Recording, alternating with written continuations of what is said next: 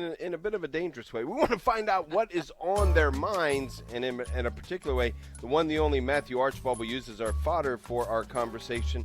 His website, creativeminorityReport.com, if you want to check in on that while we converse with Matthew. Good morning to you, Matthew. How are you this morning? And when the brilliant people can't show up, Matthew fills in. Love you, brother. We only want humble people on the show. That's right. I'll go find one. Oh, my Matthew. So go for it. You I got lots going apologize on. for. Sorry, I apologize. Last week I missed. My daughter actually was ill, so I could not be a part of the show. So I missed talking with you guys. Well, how is no she? No need to apologize. We Everything canceled the show after everything you is didn't show fine. up. Everything is good. absolutely fine.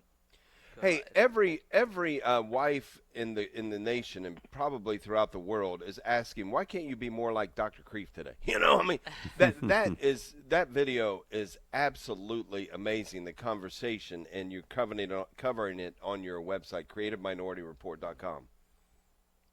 My gosh, I was blown away by Oh that. my goodness. I mean, Yeah.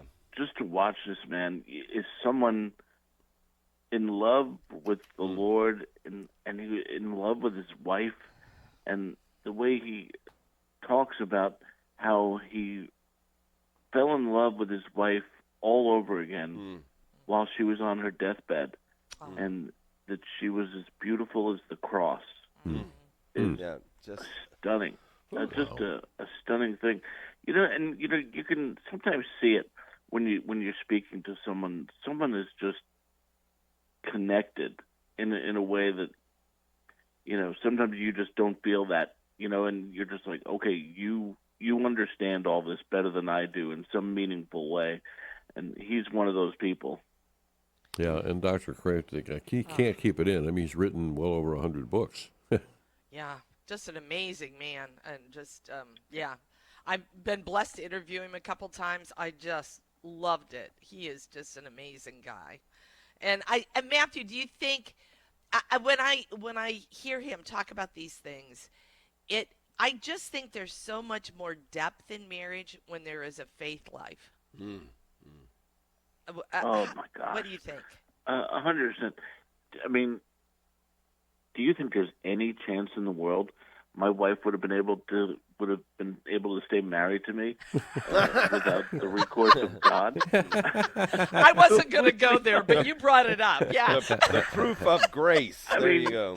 You guys deal with me for 15 minutes a week, and I'm sure you have your fill when you hang up the phone. Like, oh boy, she gets this all the time. No, but it's so true, and one of the things is that early on in our relationship, and because at that time I happened to be really deepening my own faith in college and really finding out the truth of things and looking into the fathers of the church, and as resistant as I was, I mean, the last thing I wanted when I went away to college was to find out that the church is right about all these issues. Believe me, it's the last thing I wanted to understand or know. But knowing that we weren't just, in it with each other, that God has a place in our marriage and is at the center of it, and that I am a better husband, I'm a better father because of my love of God. And it's the prism through which I view the entire world. And that that prism sets the world on fire. It's such a much more beautiful world, and it's a sacramental world, and it just makes more sense. Everything makes sense. And even the tough times we go through, we all know my wife was sick a few years ago, and I saw a lot of people say, "Oh, God's going to make this person better." It's like, well, we don't know what's going to happen, right? But no matter what, God loves us, and He's pulling us towards Him. No matter what happens here, I had always faith that God was in charge of everything that happened, and that is the viewpoint which Peter Kreeft goes obviously through everything. Oh my gosh, what a beautiful interview! You should really watch that interview. Don't just go. I'm not just selling my website. Go, Right. go. And it's a beautiful, beautiful interview. I think it was Matt Pratt, right? Yeah, but Yeah. that video is linked Fact. at creativemaneuverreport.com. Yes, it is. It is. I'm not telling people to go away. I'm just telling. Right. I'm just saying, this is not just a self-serving promo. You know, I will say last night I was let out of the house for an amazing thing. It was crazy. My wife normally does not invite me out to things. She keeps me away from others. You know, kind of like Yeah. like Yeah. a werewolf on a full moon. You know, you just keep them locked up. Right, you know.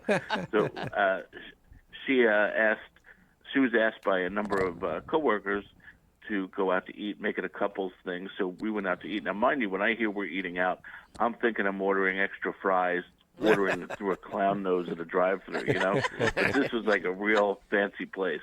I still ordered the burger, mind you, but. Okay. One of the things that it turned out that while we were talking that all the couples around my wife, we were all Catholic. And so we all just started talking. But one of the things that came up that was so interesting and how deep the conversation went so quickly was they were all so concerned with AI because they had children. And what will it do to the job market? How will it impact lives? And it was really fascinating how quickly it got deep and how seriously they're talking about it. And one of the things that I brought up was the makers of AI say we have no idea what's going to happen if we implement this on a wide scale.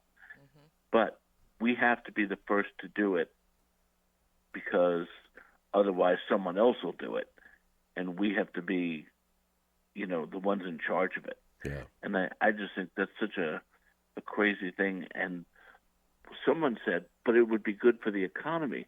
And everyone then started asking, is the GDP the sole arbiter of health of a country? And then it became more of a talk like, are humans cogs in the machine, or are we something different? And that, I was really at home then. Then I was like, all right, this is now getting into Yeah, this is real your fun territory. wheelhouse. Yeah. And then we were talking about, you know, and really it's the view of the materialist universe that people are just cogs in the machine. And if it's good for the machine, then who cares if it's good for the cogs? And it's just so interesting, that view. You know, on the one side, we're told we're nothing. You know, we're just meat computers. Our consciousness is some illusion. Right. And our love is just oxytocin being squirted through our veins, and our souls are a fairy tale. But then we're also told we are gods. We can edit genomes, cure aging, and create artificial minds. And it's the classic signature of the father of lies, isn't it? Yeah, absolutely. To degrade us while inflating our ego. You can be like gods, and so disobey. You know, treat others awfully.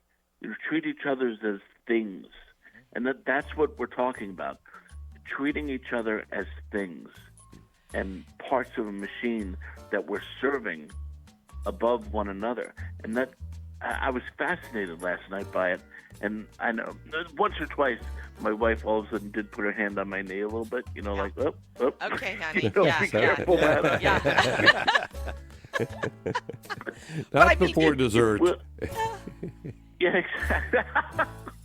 But it is a fascinating thing that so many people are concerned about it, and it's a great avenue to really talk about something important, about truth and love and grace and the miracles that we all are, and that we are not cogs in the machine, but loved by Christ. I love it. And if you'd like to invite Matt and his wife to dinner, just simply go to creativeandorderreport.com, leave them a message.